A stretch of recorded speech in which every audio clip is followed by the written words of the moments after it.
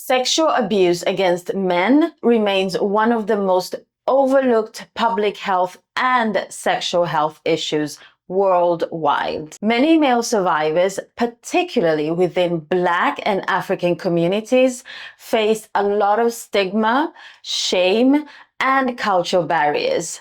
This makes it really difficult for them to speak openly about their experiences or even seek support and the help that they need. The impact of childhood sexual abuse can extend far beyond the abuse itself. It affects mental health, sexual health, and self-esteem issues.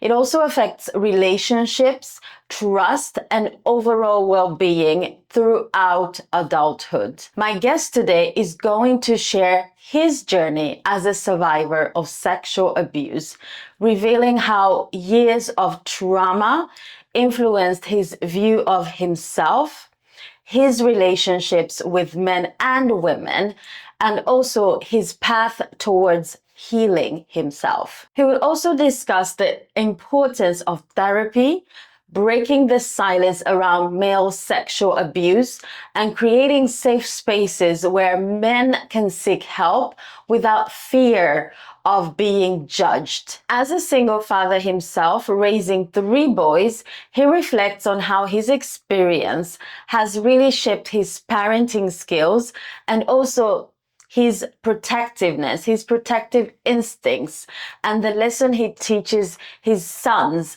about boundaries, safety, and emotional well-being. This discussion or this conversation highlights why awareness, education, mental health support, and open conversations about men's sexual health is essential in helping survivors heal and also thrive. Whether you're a survivor yourself, a parent, a healthcare professional, or someone seeking better understanding about the long-term effects of sexual abuse on men, this conversation is for you. Please welcome my guest today, Pepe. Hello, Pepe. Hi. Welcome. Thank you. You're the first male on Nurse Aisha. Yeah, here I am. For those of you that are new here, I'm Aisha, aka Nurse Aisha. I'm a registered nurse and health advocate here to spread awareness on preventative health and lifestyle choices so that you can lead a healthier and more informed life. Now, today I have my first male guest with us, Yes. and Pleasure. it is a pleasure to have you. It is really. Yeah. But unfortunately, you're here to highlight a very, very stigmatized and kind of sensitive story. Yeah. So we're going to get into that. Yes. But first, please introduce yourself. We call you Pepe, but you have an actual name. Yeah, I don't know. It's Sering Pepe. Yeah. Sering Guy is my after name. So, my last name. So you can call me Pepe. Yeah. I'm known as Pepe. Okay. Yeah. Welcome, Pepe. Thank you. Let's start this conversation. Yes. You approached me and you told me about something that happened to you. Yeah.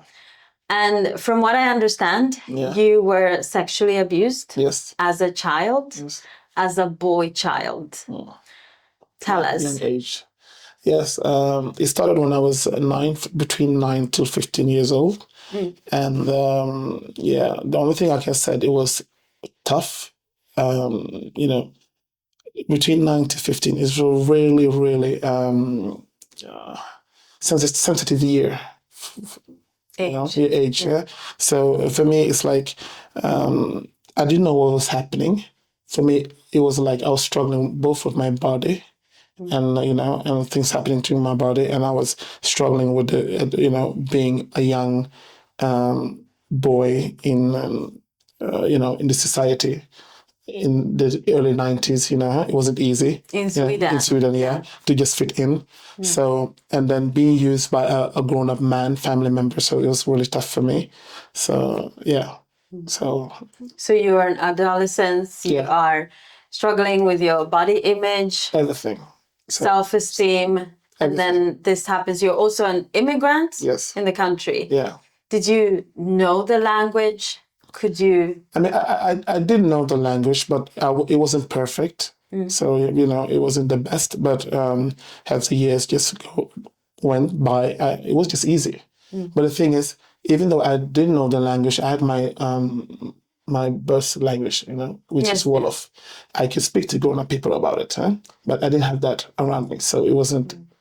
So somewhere there, it was like probably my parents were trying to fit into, you know, Society as well. Okay. So it wasn't easy probably for them either, but yeah. So then this happens to you. And when did you actually talk about it? And who did you first tell? I think the first person I told was my ex-wife. Okay. Yeah, about it. Because but you were still... Then I was a grown-up then. Okay. As a young boy, I didn't speak to nobody about it because it was taboo, you know, speak about these kind of things. So I think people understand I was different because in my age that time, you know, people were, you know, out having fun, you know, going to town, you know, with your friends and having friends everywhere. I didn't have that. I was at home, had always big clothes, you know, and I didn't want to have so much friends because I'm afraid they will, you know, see there's something different with me. And yeah. So you thought that people could see it on you? Yeah, I thought people could see it. Yeah, no. Is it because you were internalizing the trauma? Yes, it is. And you thought that people could actually see it on you? Yeah. Okay. Just like the way I talk, the way I walk, you know, I was so afraid of people knowing. Okay. Did it leave any physical? Yeah, I think it did. Damage. So that's what you were afraid that someone might notice. Yeah. Okay. So I was eating a lot, you know, I was really big, you know, it was comfort eating a lot. I think when I was around 14, 15, I was really heavy. Okay. So you were overweight. Overweight, yeah. And this is probably something that you used to comfort yourself and to get over myself, yeah. And I was this, you know, the golden child, the one who was always at home. You know, everybody was talking about, oh, he's so nice. He's not like the other kind of, you know, teenagers. So for them, it was like I was trying to get, you know, how do you call it? Approval, you know, just for my mom to see, oh, this is a good boy, you know. So she will not even, you know, notice that something is wrong with me. So that was really tough. So I remember that this follows me when I grow up. Either I'm doing the same patterns, trying to get, you know, people to like me, but you know, you're still doing that. I'm still doing it, but I'm trying, you know, to Pepe, lean back. You know, you don't have to do this. Huh? You're fine just the way you are. It's a struggle I do. All right. So then you get older. Yeah. When do you get married? I got married when I was 23 years old. No, 22. 22. Yeah, and that's my first, our first child when we were 23. And then there started the problem. Because I noticed when a man figure tried to take my son, I always take him back because I'm afraid they're going to hurt him. So I decided to seek help. And I did. So you were overprotective as a child? Very. Even of the infant baby? Babies, yeah. Okay, you didn't trust? Yeah, I didn't trust nobody, especially male. Yeah. And when do you tell your wife? I think you know, she knew before we got married about it. I told her, you know, so you know, I've been through this and this, and she has been through the same thing too, you know.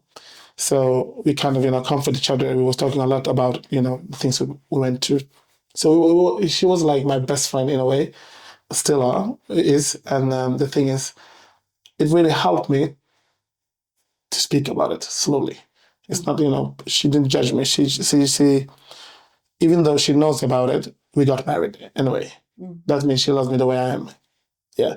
But still, I didn't know about if I like boys or I like girls, you know. I didn't know so many things about my sexuality then. So you were confused? I was very confused. I still am. So this shaped your relationship to men and women? Yeah, it really does. Yeah. Sometimes I wonder what would have happened if this didn't happen to me. So it was like, who am I? You know, is it Pepe talking, or is it somebody else? You know, is it is it this little boy that 9 years old, speaking now? It was really tough. It was tough. So you started seeking help Yeah, I did. when you became a father? Yeah. And what type of help did you get? The type of help I get, I went to a specialist doctor, how do you call it, psychology? Psychologist? Yeah, psychologist. And then she was really good, because from the beginning, I was so mad at her because she was just sitting there listening to me. I was like, can you please say something? Just say one word. She's like, I'm listening to you.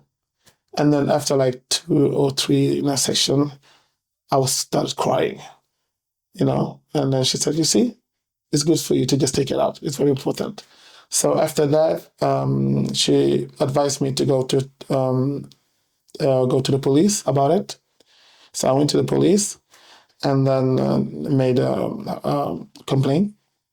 And when I did, the police called me like after 1 month and told me that the person you did this to you died 2 months ago. Oh. So I went to a really, really dark side. So I couldn't sleep. I was really depressed. I was like, okay, here am I. Everybody knows about me now, and it's just waste. All the questions I needed, I will never have it again. I have so many questions, and the answers, he took it with him. He died. So what answers did you want? I was just wondering, why me? It was like, I told you several times, stop, but you didn't. I just want to know, was it somebody else, or was it just me? Yeah. And could you talk to any adults that were around during when you were growing up? Nobody. Okay. Because, like I say, from the beginning, it wasn't tough for my parents, to just come into the society. They were struggling too. The norms that we have in Sweden, people talk for the children, huh? We African, we're not used to it. Or mostly, most of them, huh? So for me, it was like, I didn't get that. My mom had 2 different jobs. She really struggled a lot. Came home tired, sleep, next job, so. So you lacked someone to talk to. Yeah, I really and did. most especially about what happened. Yeah, I think if I have somebody adult just sitting with me and talking, just ask me, how are you? There's something wrong with you. I would open up a little bit. Right. So as an African man in our communities, this is obviously very stigmatized. And many of Black men that have been through what you've been through usually don't talk about it. Why do you think that is the case? I think it's the case because where we come from, it started like hundreds of years ago. Black men are supposed to be strong, tough, yeah. Macho. Macho, yeah. And then we don't talk about our feelings so much. If you do, a man that talks about the feelings is a signs of weakness for me. For you also? Yeah, I was thinking before, that's I think when I was 9, I saw that in people around me, the men around me, my stepdad, my dad, my uncles. They never talk about feelings. There was when we had like parties, men were sitting there and girls were sitting there. And if you hear the constant convocation, the way they speak with each other, the girls are more. They speak more about their hearts, their feelings. The men were speaking about football, macho stuff. Yeah. So for me, I think that has a little bit to do with this too. And yeah. And how do you think that affects them actually speaking up and keeping this inside? Because if you do, people will judge you in a way. They think that people will judge you, and they don't. Huh? And I think nowadays we're all starting to, understand a little bit more. It's good to have somebody to talk to. Yeah, and it really helps. Yeah. It helped me anyway. So it helped you. Yeah.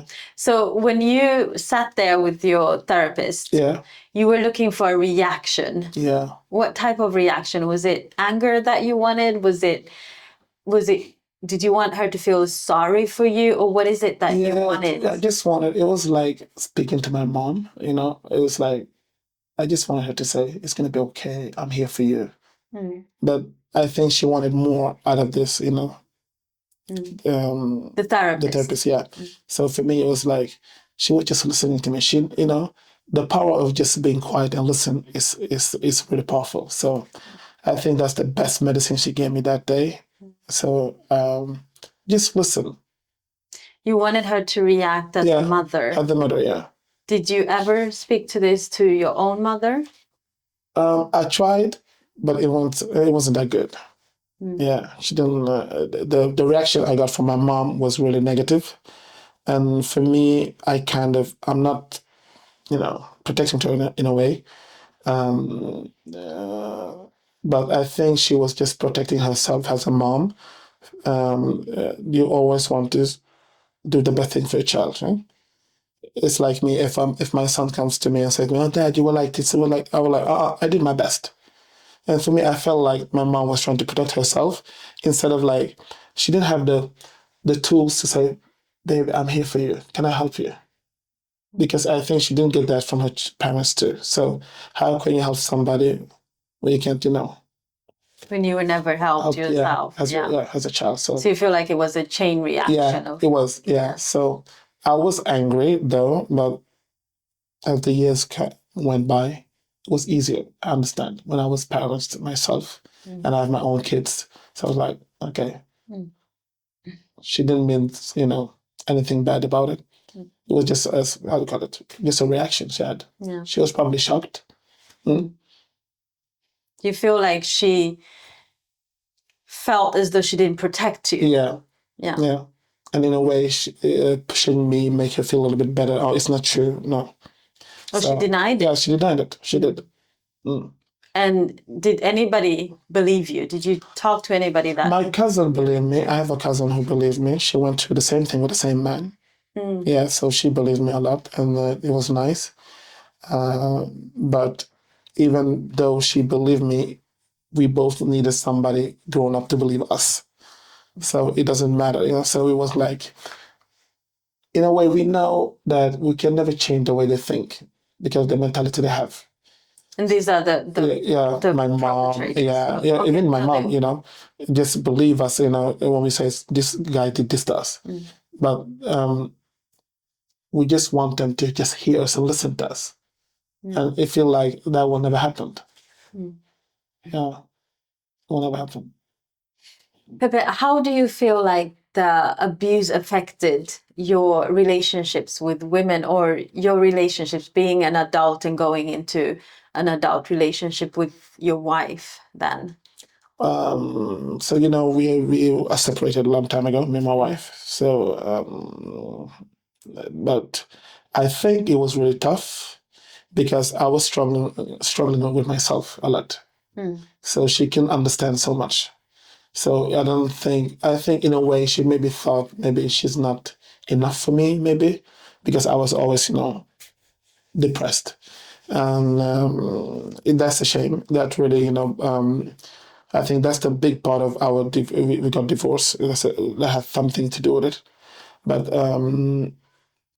I think it affected me a lot because I don't know if I have feelings. You know, when I'm with a woman, I have these feelings. You know, I love women, and when I'm with a man, I have this feeling.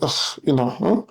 So I don't know my sexuality 100%. So I think that affected me a lot because the things he did to me.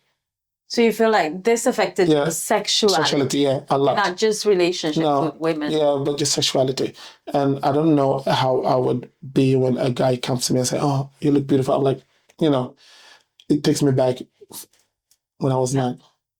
What do you want from me? You know, so it's a big damage, though. Okay. Yeah, I'm not gonna lie. All right. So you don't know where you fall in terms of your sexuality. No, it's really tough. It's really, really tough, and I'm still struggling with it today. And I'm You're managing. getting there. Yeah, I'm getting there. Yeah. I'm getting there. Okay. Yeah. So you talked about actually seeking therapy. Yeah. What was your experience? Do you feel like this is something that is normal or accepted in the African community that you actually went to a therapist? No. Oh, a lot of people was like, I remember when I told my mom I was seeking therapist, she's like, oh, what did I did wrong? I mean, she's like, and I was really trying to make her understand, you didn't do wrong. This is about me. So she turned it Against, that it was about her. Yeah, about her. So I was like, it's nothing about you. It's about me now. So because they're not used to talking to somebody about their feelings. So for me, talking about my feelings to somebody else, it was like that. I think it make her feel that she wasn't enough. Otherwise, I want to seek advice somewhere else. And do you feel like this is the norm in African families? Oh my God, it's a norm. I mean, everywhere you go, maybe not now. It's getting better because I can see that now. I talk more with my kids than people who just came from Africa right now. Because they have the way they think. We're not the same. The mentality they have is not the same as I have because I came in when I was 9. Yeah. So you feel like there's a difference? I mean, there's a big difference. You can speak about family secrets. Yeah. No, for me, it's not even a secret. It's like the elephant in the living room. People know that the elephant is there, but they don't talk about it. It's like, for me, it's good to talk about it. Just saying to your kids, last week this happened, and this happened. I'm going to tell you why I react in this way. That kind of stuff is really important. So we have to learn to talk with our children, the kids, people around us. So, yeah. And speaking about parenting, have you talked to your boys about what happened to you? I haven't talked to my boys about it, but I started this week. You started this week, okay? And I told them that we have to sit down and we're going to talk about it. I don't want to give them a shock. You mean because we're having this interview? Yeah. Okay. Yeah, but the thing is, I think I have to start somewhere. And I think they deserve to know a little bit about me too. Because I think every African is wondering, how was it when my mom and dad grew up? What kind of life did they had? Were they abused? Were they hit by their father? Why do my mom always react in this way? So sometimes I think I talked to you before about generation trauma. Sometimes maybe my kids can see that I'm protective. If they think, is it because my dad went through that? Okay, then we understand. That will help our relationships being better in a way, I think. And it just makes us stronger. So, but you have still shown signs of overprotecting them. Oh yeah. Do you think that they've seen that you're protecting them from men, or in general? I think it's most in general, because now it doesn't matter. A man or even a woman can do that to your son. It doesn't matter, or to your child. But for me, I think even though if I'm not overprotective, I can show there's signs of maybe the way I talk to them, the way I'm asking them questions. And they were like, why are you asking me that kind of question? So it's good for them to know. There's something underneath. Yeah. Yeah, everything. So this has shaped your parenting skills and the way that you parent. Yeah. Do you think it would be different if you had a girl child? I think it would be a lot of different. I think so. And what do you think would be different? Oh my God. I think she would really think I'm too much. You lock her in? Yeah. I'm like, 9 o'clock, you have to be at home. Okay. GPS everywhere. I mean, I know that. But the thing is, I'm kind of chilled back to it, I think, as a parent, because it's not easy to raise 3 kids by your own, Yeah, you're a single father. Single father. So it's not easy. So I'm trying in a way, when the dust is clear, you sit alone in your living room, if you're thinking, okay, what could I have done better today? I talk a lot with myself. Okay, maybe I was overreacting today. Let me try the other way tomorrow. So yeah, that's really helped me a lot. And how did this conversation this week, how did you present it? Was it for all the 3 kids or maybe just the older ones? No, not the older one. It's for the 2, the one that's 15 and 13 years old. I told them we have to talk about stuff that happened to me when I was a child. And what happened? And I started with the physical abuse, not the one he did. When your parents hits you or your uncle was treating you bad. The small stuff, huh? And I think slowly I'll go into the abuse stuff. Yeah. Because the thing is, we are so lucky because they talk about this at school too. Yeah. So this is nothing new for them. So maybe the shock is, okay, this happened to your dad. And I think the most important thing is for us to talk about it. Ask me questions, just put it on the table. I'm still like your dad, so, and I'm okay. I made it, Yeah. I'm here. So you talk to them as a survivor. Yeah, as a survivor. And that it's okay to talk. Yeah, that's my goal. I mean, and I think if I want them to be a father that they can speak with the children about everything. I don't want them to think, okay, my father wasn't so open, because I am open. I work with people all the time. So I think they deserve to know. Yeah. Yeah. That's amazing. Yeah. I'm sure that when you're ready to tell them the whole story, they will understand. I hope so. Yeah. And know that you protected them. Yeah. And in a way, it's for them too that I'm not saying that it can happen to them, but they can always come to me and talk to me about it. I will never judge them, either about their sexuality or if whatever. Come and speak to me. I will never judge you guys. And do you feel like society will judge you that you are promoting them to be something that is not, quote unquote, not normal? Nah, it's like accepted. But that's their problem. It's not my problem. Yeah, I mean that's a great attitude. That's their problem. That's their problem. It's not my problem. And I think in a way, one day they will understand. Okay, why I did it. Yeah. Yeah. So Pepe, if a Black man, a young African man, is listening to you today, and is unfortunately maybe someone that has been sexually abused, what advice would you have for this man or this boy? Oh my God. I have a lot of advice. But I think the most important thing is talk about it. Find somebody to talk to. It's very important. And you're not alone. Believe me, you are not alone. And as soon as you know about this, it's like you can fly again. You're not alone. Yeah. So that's my number one advice. Find somebody to talk to. And I know maybe, I don't know how old you are, you may be like 10, 11. You feel like nobody's listening to you and you feel like you don't trust grown-up people around you. But talk to your teacher. Talk to maybe to even your neighbor, somebody. Yeah, it really helps. Any more advice?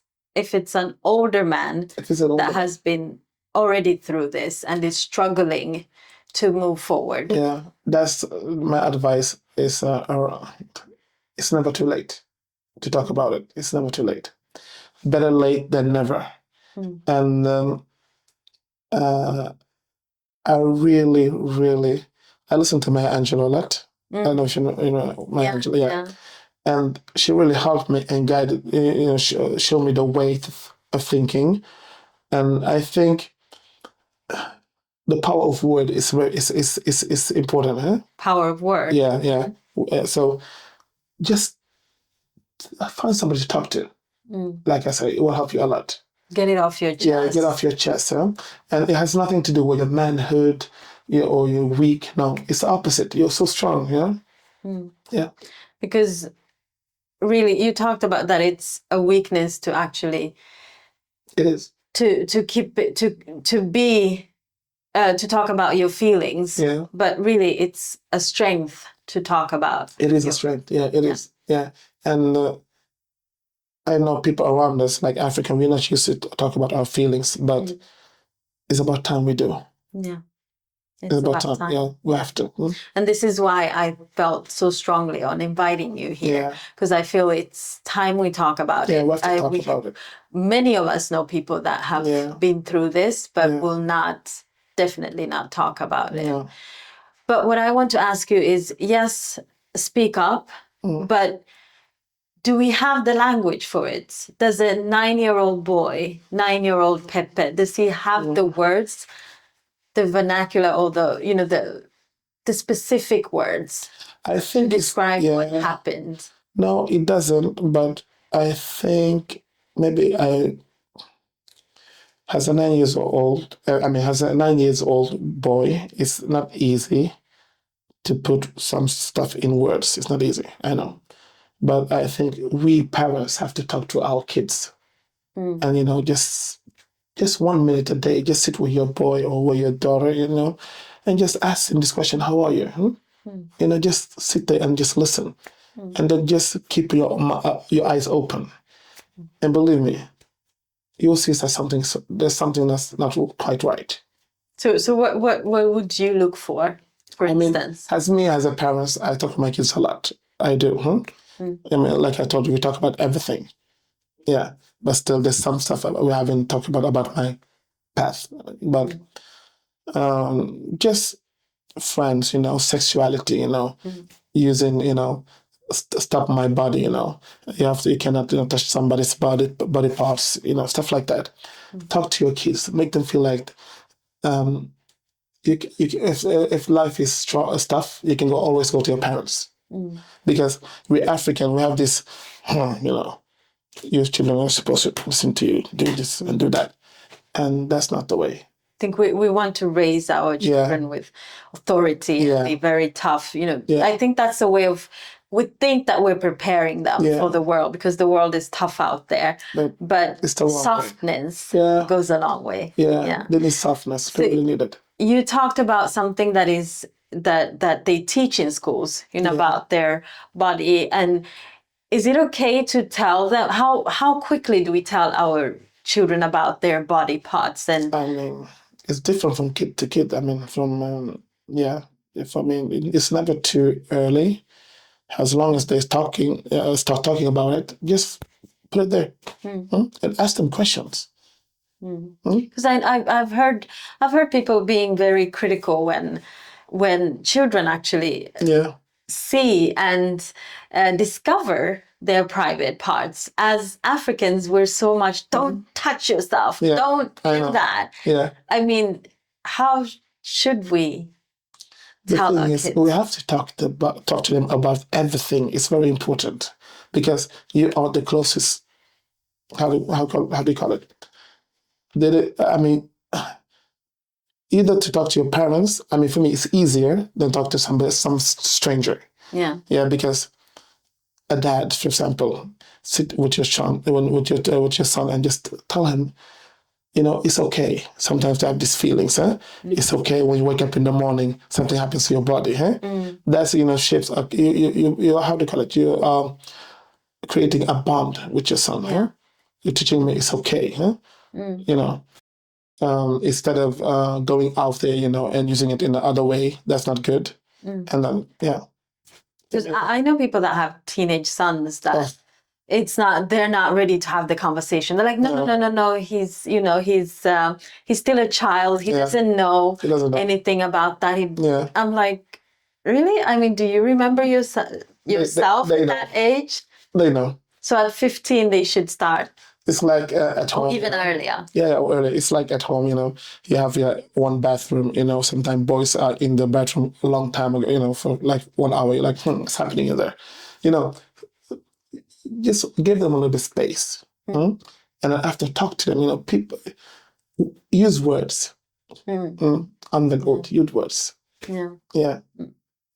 I feel this is very insightful. And I remember a while ago there was a trial with a young child that was sexually abused. And I feel like she had the words to explain what happened to her, but she was not believed even in the court of law, because she used kind of the wrong words. Yeah. I don't know if you remember that. And grown men did not know what this word meant, which meant that the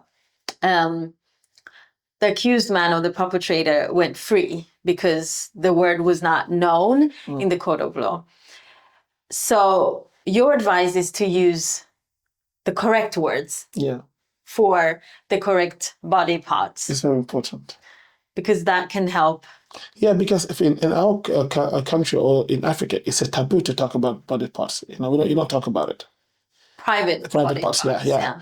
I mean, it's like for me, it took me a while to understand. When I was 9, my mom was just, the stomach was just growing up, getting bigger and bigger, and then the baby just comes out. I'm like, but I never saw them kiss each other.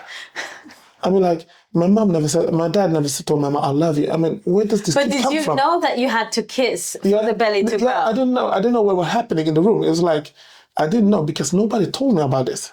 But did you know that your mother and your father had to kiss for the... Yeah, I think somewhere I know, but I wasn't sure. But I was like, how did they make this baby? I mean, it was like, was it a magic? I mean, so for me, it's good for us as a couple to show love at home. Huh? Kisses, touching, and it's okay, showing love. As a man, to just tell to your wife, just to say to your wife, I love you. Just, hugging. So showing emotion. Yeah. Yeah, and being an example. Yeah, it's very important, because if you don't show your kids how to do it, they will never do it when they grow up either, because they don't have it in them. Yeah. Yeah. Because in our cultures, it's kind of...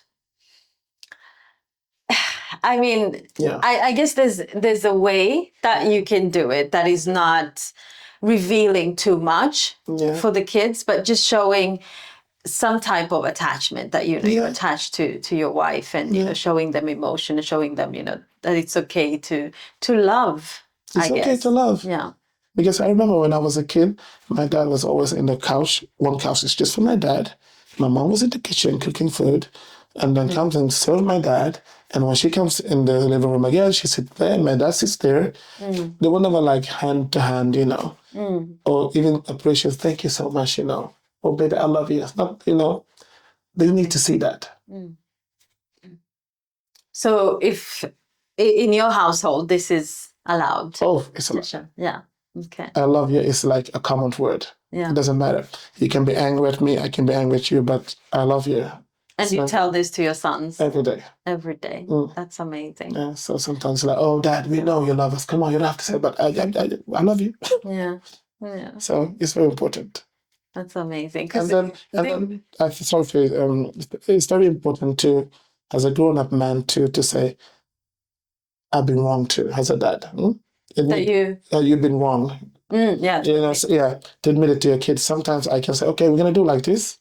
Oh, you don't want just the way you wanted it. Go back and talk to the kids. Okay, we tried this one. It didn't.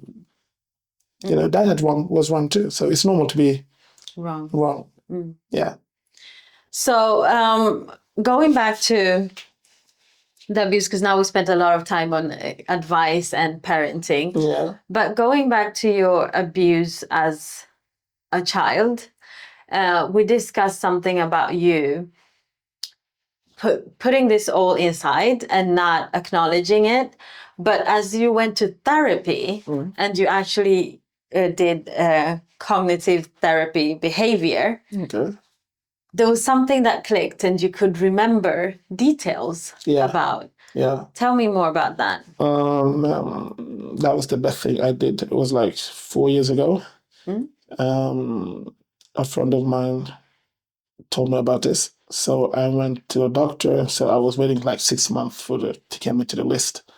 So when I went there was like a therapy, but it's like you go into the, details, How do you call it? Cognitive therapy. Yeah. And then, oh my God, it's so powerful. So from that day, I remember the day that he did this to me. I remember the time. I remember the food we ate. I remember the weather.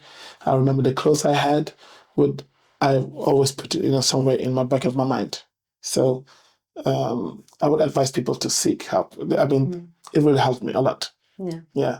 And then that really helped me knowing it wasn't my fault. I was powerless. I really was struggling with this guy and told him, stop, don't touch me, but he did anyway. So as a 9 years old, how can you fight against somebody that's 50 years old? So this often happened when your mother was away. Yeah. Grocery shopping. Yeah. And then they got divorced. And when they got divorced, and then he's still a part of the family, you know, because he's the elder. So sometimes my mom, when she goes off working, so he can like call us, come and visit us. And my mom said, oh yeah, go to your stepdad. So he did the same thing again, over and over again. And your mother could never see that you were uncomfortable? She never thought I was uncomfortable. It was like, oh, stop just being annoying. And in a way, I think she needed to be relaxed a little bit, you know, as a single mom then.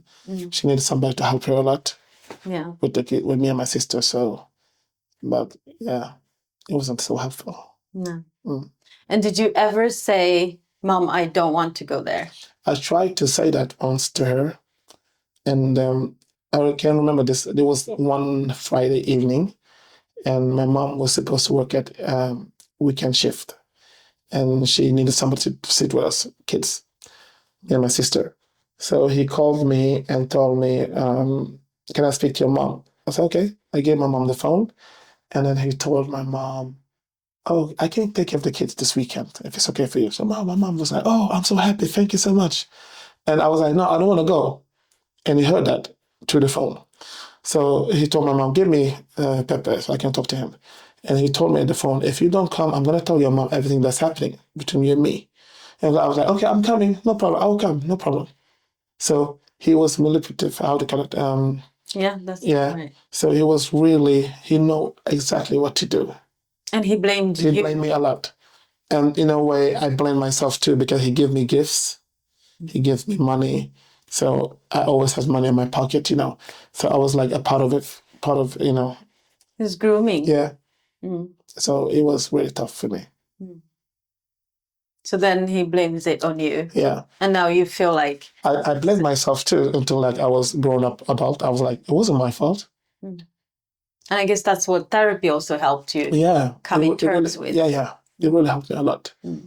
I felt like that was so interesting, the way that you basically just buried this deep down in your nervous system, but then it came up in therapy. And this is what I want to emphasize on, how important it is, therapy. And do you still go to therapy? I do, but we have to like stop a little bit because we went too far. So he told me to come back in 1 year or 2 years and let everything like sink in, and then we can continue. And how do you go too far? I mean, you know, sometimes there's a backside, and there's a, you know, in therapy, if they see that we're not going anywhere and your body is reacting in a way, they say we have to take pause, you know, pause, and then we can do this again. It's a part of the treatment. Yeah. You just open the Pandora box, and then you have to deal with what comes out. And then you have to come back, and then you're gonna say, oh, yeah. It's not easy, but it's a journey.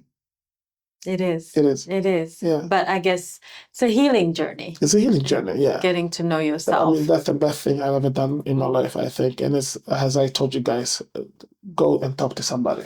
Do it. It is. Yeah. I'm really grateful that you decided to tell your story here. Even though my English is not that good, I was like...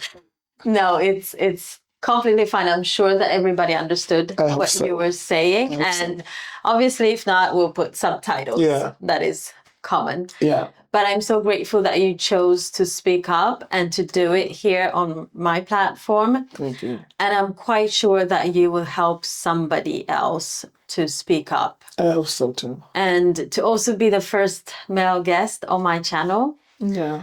And I really wish you the best in your continuous healing journey. Thank you for having me here. Yeah. So it's really. And I feel like your boys have an amazing father who is so open with your feelings. I'm the lucky one who has them. So yeah. Because it's really easy to, I mean, a lot of people that have been a situation like yours, I mean, there's abuse of drugs and alcohol and, you know, just self-hate. And we don't need that. We need healthy fathers to raise the next generation of boys. That's very important. You have a really important job to do with your boys. And it has already started, but it continues today. I hope that they get something out of this. I really do. And if you want to, you can show it to them. And I guess they don't have nothing to fear because they know they're not alone. They're not alone. They have you. Yeah, and I have them. Yes. Thank you so much. Thank you so much. Thank you everyone for watching. Please remember to subscribe, but also share this amazing story with Pepe. Yeah. And I hope that you found it helpful. And I'll see you in my next video. Thank you so much for watching. Bye.